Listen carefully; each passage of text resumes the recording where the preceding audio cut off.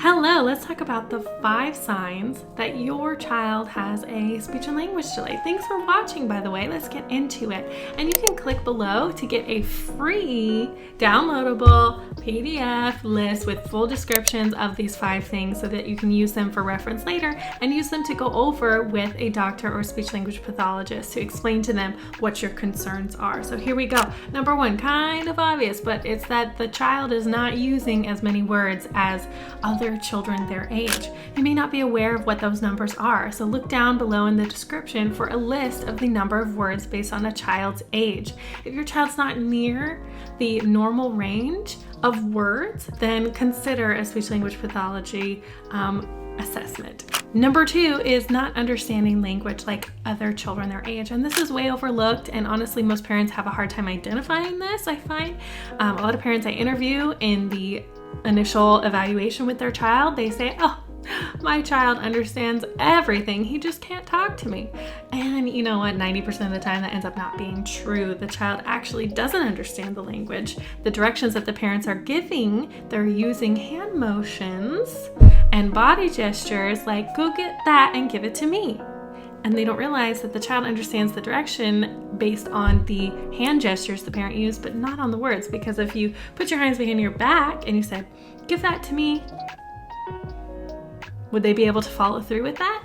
A lot of times, no. And it goes way beyond that. And the speech therapist really knows how to evaluate that to the fullest. But if you find, man, I'm talking to my kid, they don't seem to get me, or they only get me when I use my hands and I use visuals and I point to things, etc., then that's definitely a sign. Third is a child who's not engaging with people as much as other kids. Now that means a lack of interest in people. That may mean lack of eye contact.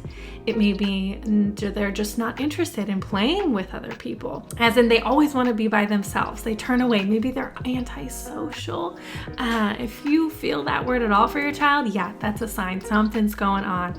They should show an interest when a new person walks into the room or is leaving the room to say or wave hi or bye. And if that's not really happening, then that's a sign. Number 4 is, and I find this all the time, is that the child may be talking, as in using their voice to attempt to communicate, but it's mostly grunting and babbling, okay? So we talked about number of words. It's important that a child uses their voice. Woohoo, that is a pre-skill to using actual words, but if it's only grunting and babbling, okay, that's not enough.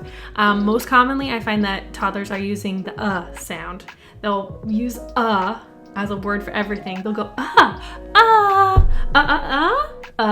you know, it's like, wow, that is the only sound that they have. Oh man, there's so many other vowels and so many other consonants that they're missing to create words. So if you find that that is kind of sounding like your kid, or that they have their own language, blah, blah, blah, it's all babbling, okay, that's a sign. That is normal up to a certain age, but by 12 months, you should be hearing that child's first real word and continue to hear more words after that. Number 5 is that your child is highly frustrated by the inability to effectively communicate with people in his or her life.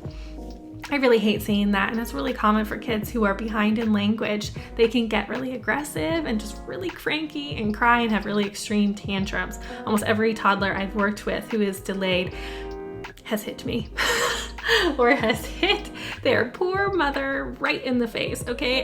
And that's a really frustrating spot to be in. And so if you're seeing and feeling and noticing all of these 5 signs, wow, then definitely seek an evaluation in your area. If you're in San Diego, you can work with my company, Walkie Talkie Speech Therapy. You can contact us with the information below and see if we can come and be your therapist. That would be amazing. If you're in California, let's set up a phone consultation so that I can help guide you to your right next steps. Otherwise, if you're unable to get in speech therapy, if you're on that wait list and it's just taking forever, you don't have speech therapy in your town or your country, wow, then I would love to provide my online course to you. It's a step-by-step video guide with examples of me working with kids, working with parents, and using the successful program that I've used for many years with my clients, and you can do it at home.